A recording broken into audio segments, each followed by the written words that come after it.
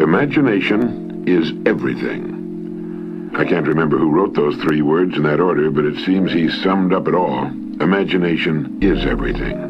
Our lives will reflect the way we use our imagination. The child imagines himself walking like the adults he sees above him. As soon as he can walk, he wants to run. As we reach successive plateaus in life, we begin to imagine ourselves reaching the next one. And thus our imaginations lead us on from one idea to another through every day and every year of our lives.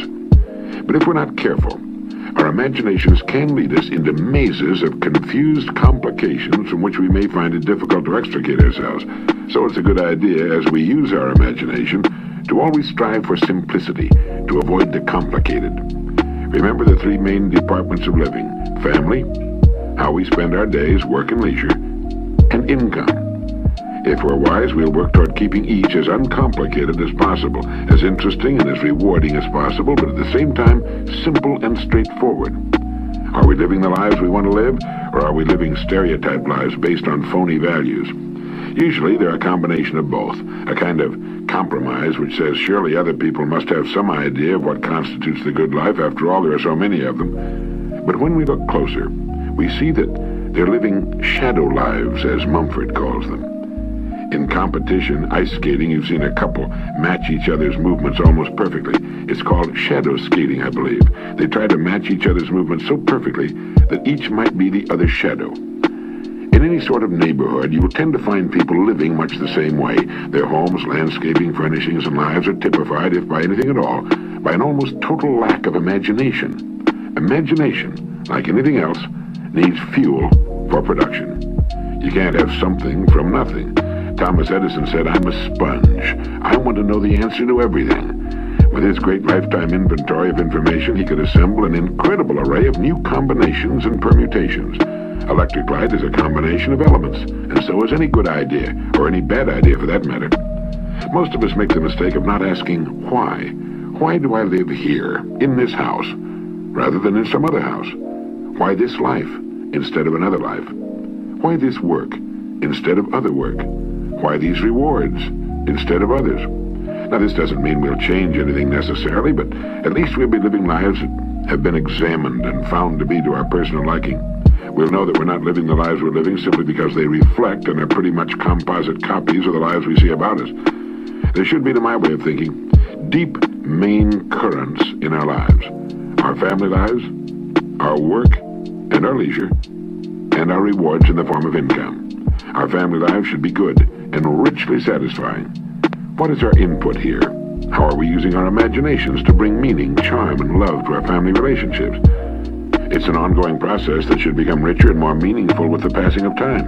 As we grow older, we should come to love each other more, instead of it being the other way around. Imagination can bring this about, making allowances for unmanageable neuroses or even psychoses that may crop up. I've often thought of producing appointment calendars with weekly reminders that we should think of something interesting to do for those we love, to let them know we don't take them for granted. A dinner out, a weekend trip, flowers, a card, a phone call, a gift, maybe nothing more than a big hug and the words, "I love you very much." The 5 most important words in the language when arranged in that order. Or planning a really interesting vacation 6 or 8 months in advance, instead of waiting until the last minute and finding yourself with nothing very interesting to do. How about your home? Is it what you want? H.L. Mencken once commented that the average home is a house of horrors and doesn't reflect poor taste so much as it reflects no taste at all. People tend to order their steaks medium and their homes and lives the same way. Medium rhymes with tedium. The family is the most important part of the life of most of us. What good is accomplishment if there's no one with whom to share it? What good is anything if there's no one with whom to share it? And since the family is first in importance, it represents a fertile field for the imagination, not just for the woman in the family, but for the man, and hopefully the kids as well. Family creative thinking sessions are a lot of fun, and a never-ending source of good ideas. Check every idea for basic simplicity. Avoid complication whenever possible. Next, imagination as it applies to the way we spend our days, our work, and our leisure. Let's take them in order. No matter what it is we want, if it's within the realm of reality, we can get it through imagination applied to our work. Nothing now being done by man is being done the way it can and will be. Everything will be done much better. Not can be, will be. whether it's the result of our applied imagination or not. People who resist change in their work are impediments to progress, yet the first words the new person on the job usually hears are, "Now this is the way it's done around here." A business leader made the comment that if we're doing anything this year the way it was done last year, we're obsolete. Now that's an extreme generalization, but deserves careful attention. In most things it's true. Now, while getting new ideas in business is usually the best way to guarantee unpopularity, it's still the only way to renewal and growth. People resist new ideas from the top to the bottom of an organization, especially if it's an older organization. Championing a new idea is a lonely business. But if you believe it's a good idea, if your research causes you to believe it will be of significant benefit, and the costs and disruption necessary to test the idea are not completely out of line with its ultimate benefits, then fight it through. Do it as diplomatically as you can, make as few enemies as possible, but fight it through if you believe in it. The object of management is not to be loved by the people in the organization. It's to make things happen most profitably for all concerned, particularly the customer. People historically have stood in the way of virtually every good idea, and especially if it isn't theirs. Your good ideas can lead to your dismissal from an organization. But ideas are more important than a job. With good ideas, you have independence.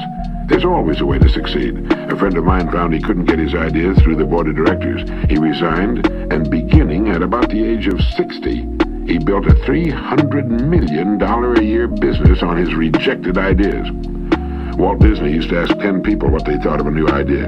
If they were unanimous in their rejection of it, he would begin working on it immediately. Our world today consists of thousands of things people once thought were impossible. How many good ideas have you followed through to completion in your work during the past year? A business whose very beginning and success were based on innovative imagination will become a muddle of stodgy convention with a few years of good profits. Ask yourself, what business am I in? What is its purpose? How does it contribute to the well-being of mankind? And how can I make it better? Not how can we produce more necessarily. We have almost overproduced ourselves into a world junk pile. In trying to produce more and more, many businesses have lost sight of real quality.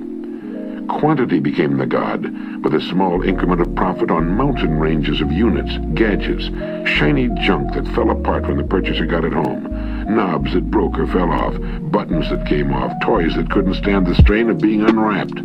Towering mountain ranges of shiny, worthless junk, none of it worth our time, let alone our money. There's a rapidly growing avant-garde that will one day represent the majority of the population that is determined to buy quality, and they'll go to any country to get it. We can satisfy this growing, discriminating market now and in the years ahead. Many of our fastest-growing companies are proving it, but it means going back to the old verity. Quality first, quantity second. Both can be achieved through human imagination, the most incredible agency ever to appear on Earth. Now, as to input, we should never stop building our store of information.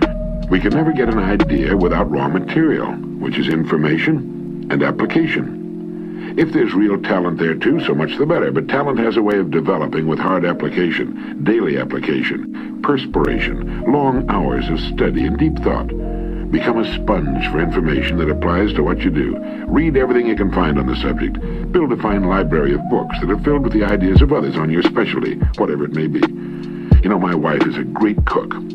She must have 30 cookbooks. People who say they're great cooks without ever reading the ideas of others are kidding themselves. I know a writer who refuses to read the works of other writers. He's never amounted to much. Great painters have always learned more from other painters than they did from nature, and they still do. Somerset Maugham laboriously copied the style of writers he admired. I mean, he would sit and copy page after page of the actual words they wrote, so that he could learn how they wrote. He then wrote the stories he wanted to write, with a marvelously finished skill. You know, when I first started in radio, I listened carefully to the country's best and highest paid radio personalities. They had learned their skills through many years of hard work. I learned a great deal from them. All I had to do was turn on my radio and listen. Frank Sinatra learned his amazing breath control from Tommy Dorsey, and every great performer who ever lived has had a model or models he or she studied and admired and wanted to emulate. How about you? The person who thinks he doesn't have to study his craft, art, or profession is a pompous fool, and his chances of ever amounting to much are very slim indeed. A never-ending taking in of the best thoughts of the best people in the field of our choice is the best assurance that we will never stagnate, never stop producing. Paracelsus wrote, "Thoughts are free and are subject to no rule. On them rests the freedom of man, and they tower above the light of nature. For thoughts give birth to a creative force that is neither elemental or sidereal. Thoughts create a new heaven, a new firmament, a new source of energy from which new arts flow.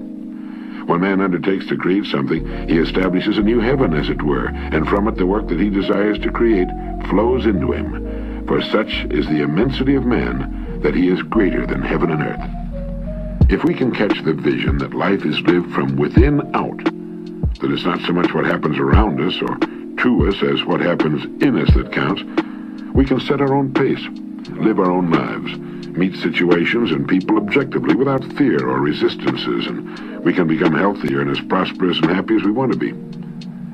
What would it be like to be a fully mature, self-actualizing, fully functioning human being? This is the ideal, busy, happy person with all his faculties smoothly functioning in perfect cooperation. No wars going on inside, no hang-ups, no neuroses. The ideal productive person. The late Dr. Maslow made a study of self-actualized people, and they stack up this way. First, these superior people have the ability to see life clearly, to see it as it is rather than as they wish it to be. They are less emotional and more objective about their observations. They're far above average in their ability to judge people correctly and to see through the phony or the fake. Usually their choice of marriage partners is far better than average, although by no means perfect. These self-actualized people are more accurate in their prediction of future events. They see more fully, and their judgment extends to an understanding of art, music, politics, and philosophy.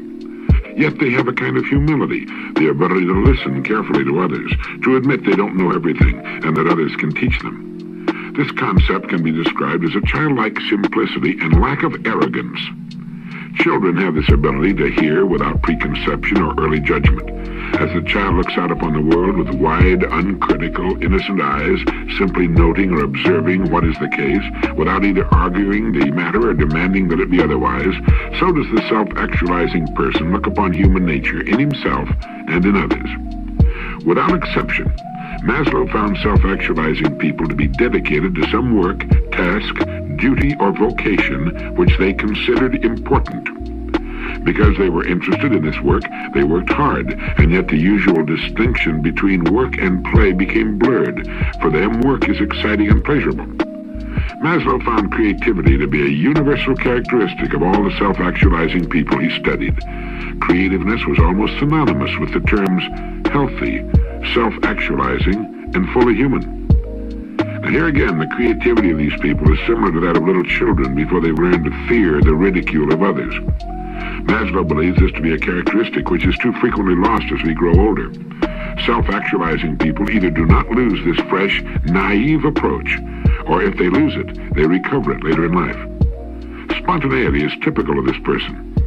Self-actualizing people are less inhibited, therefore more expressive, natural, and simple. And of course, they have courage. The courage that's needed in the lonely moments of creation. This is a kind of daring, going out in front all alone, a defiance, a challenge. Thus, while these persons are humble in that they're open to new ideas, they're willing to forego popularity to stand up for a new idea. The self-actualizing person is a hard worker. Inspirations are a dime a dozen. The difference between the inspiration and the finished product, for example, Tolstoy's War and Peace, is an awful lot of hard work.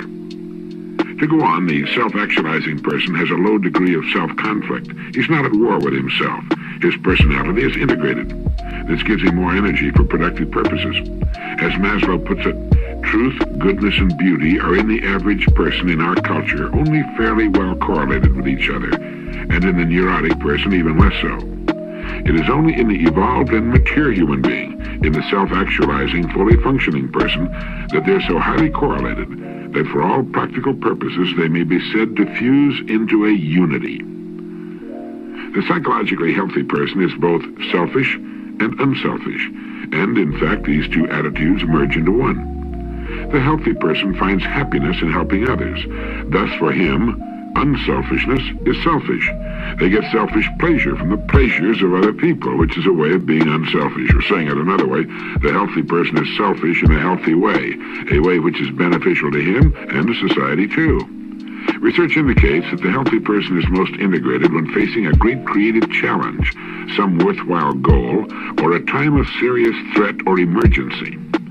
The mature person has a healthy respect for himself, a respect based upon knowledge that he is competent and adequate, and while not dependent upon it, frequently receives deserved respect from others. Such a person does not need or value unwanted fame or notoriety. He's in control of himself and his destiny. He's not afraid of himself, ashamed of himself, or discouraged by his mistakes. He makes mistakes, but takes them in stride. The psychologically healthy person is highly independent, yet enjoys people. He's free. He resists the dictates of culture when it does not agree with his point of view. The average person is motivated by deficiencies. He seeks to fulfill his basic needs for safety, belongingness, love, respect, and self-esteem. The healthy person is motivated by a desire for self-actualization or growth. Dr. Maslow said to his students, if you deliberately plan to be less than you are capable of being, then I warn you that you'll be unhappy for the rest of your lives. You'll be evading your own capacities, your own possibilities. Henry James, the very prolific American novelist, brother of William James, who is often called the father of American psychology. In fact, the James family remained outstanding for generations. Henry James once wrote in The Ambassadors, live all you can. It's a mistake not to. It doesn't so much matter what you do in particular, so long as you have had your life. If you haven't had that, what have you had? What one loses, make no mistake about that. The right time is any time that one is still so lucky as to have. Live. Well, that wouldn't be a bad piece of advice to have framed and placed in a conspicuous place, would it? Live all you can. It's a mistake not to.